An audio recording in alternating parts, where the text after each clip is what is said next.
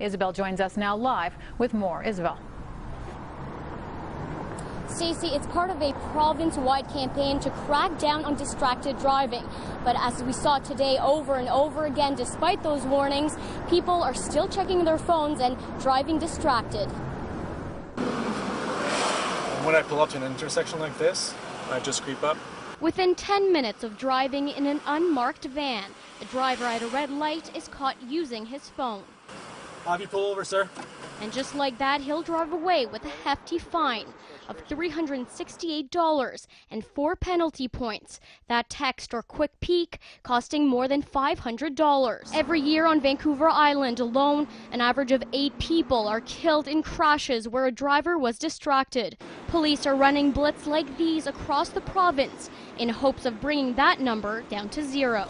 Now, while the campaign doesn't end until the end of the month, police say even after that, this will be top priority. They're also urging the public, if you are going to make that phone call, to pull over, stop and make that call safely, or use a hands-free device, or if you're using headphones like these, to only have one earbud in, because having one on both sides is considered distracted driving. Stacey, back to you.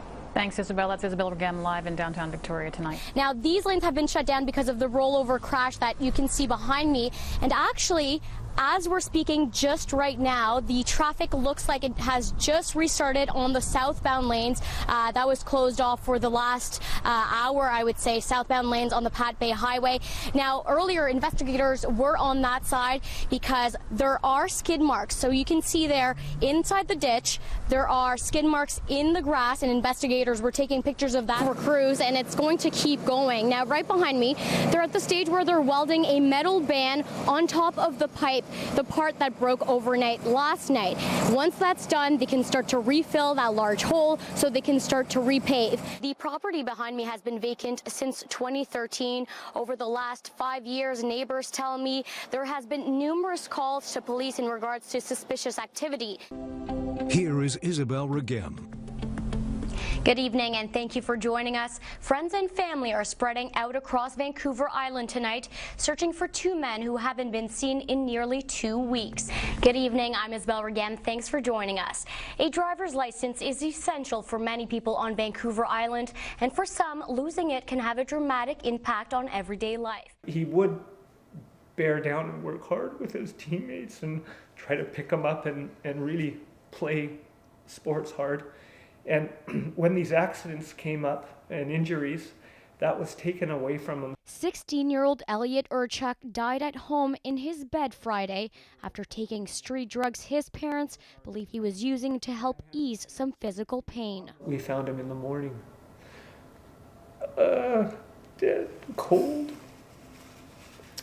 We tried to resuscitate him. He was long gone by the time I found him. We couldn't.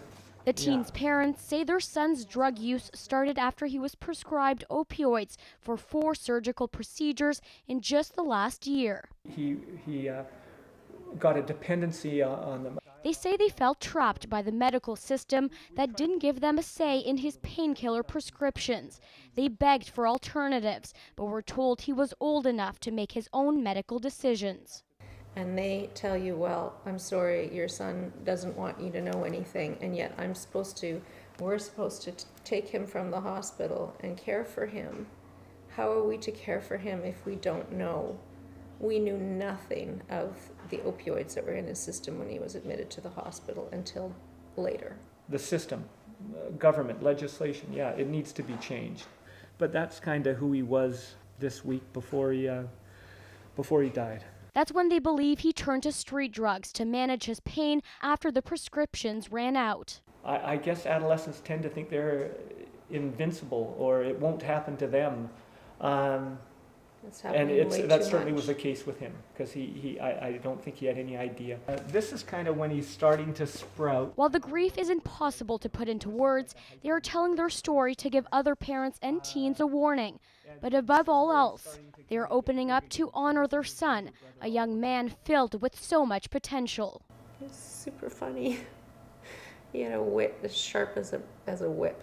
We want Elliot's memory to be more about who he was as opposed to the circumstances around his death. They are asking people who knew him to think of him tonight, remembering his smile, kindness, and humor. The family will be planning a memorial service to be held in his honor next week. Yeah, we'll really miss him. Oh! It's a video causing outrage with parents. Young children in pairs, hitting and kicking one another as daycare workers stand watching. The shocking footage taken by a witnessing child. It looks like they're allowing them to fight in a way that's inappropriate. Katie Bernardo's son began filming when he noticed the supervisors letting the fights happen. He said it seemed like a daycare, like a fight club, right? At one point, the wrestling moves from the sidelines to the forefront. Children sitting on the grass, cheering on. And look at all the kids that are waiting to do this.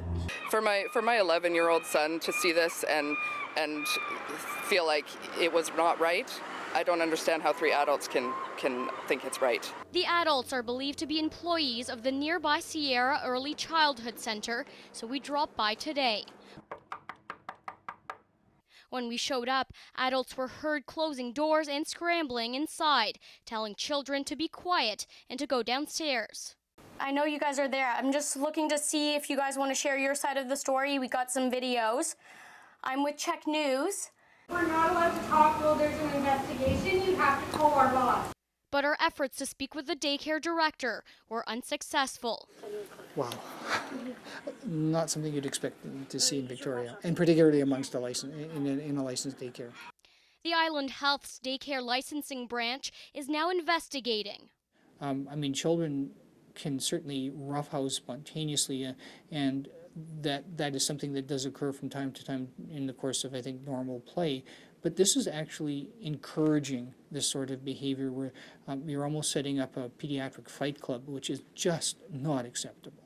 The chief medical officer says because the center has been cooperating, as of now their license will not be revoked, but they will consider it a high-risk daycare until they have a resolution.